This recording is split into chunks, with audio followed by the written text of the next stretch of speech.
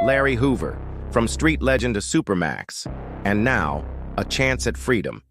Larry Hoover, name ain't just heavy in the streets of Chicago, it's legendary.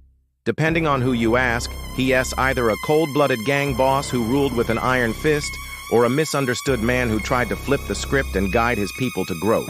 But love him or hate him, one thing's for sure. His story ain't over. In fact, in May 2025, it took a wild turn nobody expected.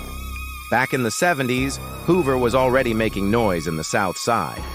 He ran with the gangster disciples, not just on some corner hustle type vibe, but real organization, structure, rank, politics.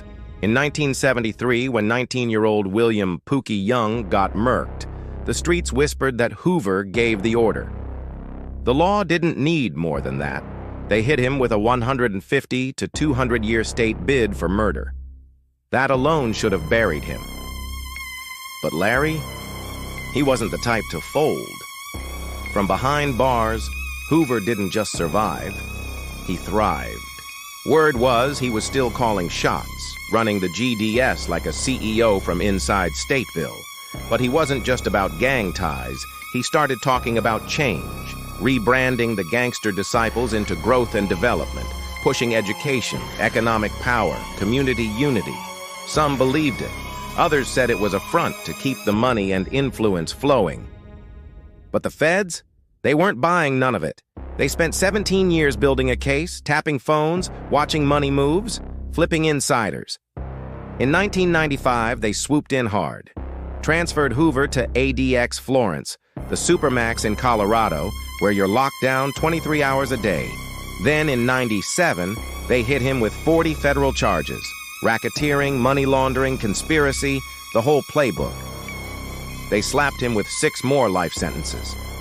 Just like that, Hoover was buried in the belly of the beast. That should have been the end of the story. But it wasn't. Fast forward to the 2010s, enter Kanye West, Chicago's own, one of the most influential artists on the planet. He starts calling for Hoover's freedom, not just in interviews, but straight up to President Donald Trump in 2018. Then in 2021, he and Drake did the Free Larry Hoover benefit concert, putting the name back in the spotlight. People started asking real questions. Did Hoover really change, or was this all smoke and mirrors? Then came the shocker. May 28, 2025. Trump, in the middle of a political comeback, drops a bomb. He commutes Hoover's federal sentence. That means the 6 life sentences the feds gave him? Gone. Wiped off the board, just like that.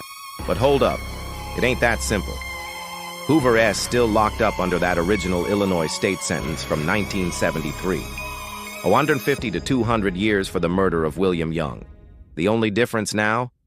Because that crime went down before Illinois scrapped discretionary parole in '78. Hoover's now eligible for parole. For the first time in over 50 years, he's got a real shot at touching the streets again. The news lit the city on fire.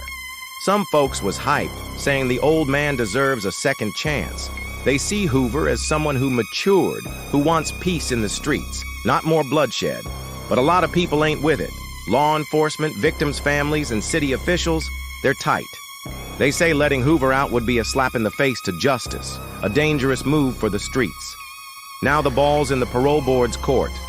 Will they see a changed man? Or just the same figure who once ran a multi-million-dollar empire of crime from a prison cell? Larry Hoover's story is bigger than one man.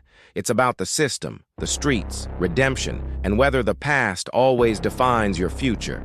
From Chicago blocks to a Colorado Supermax, from Kanye's concert stage to the Oval Office, his name still rings bells.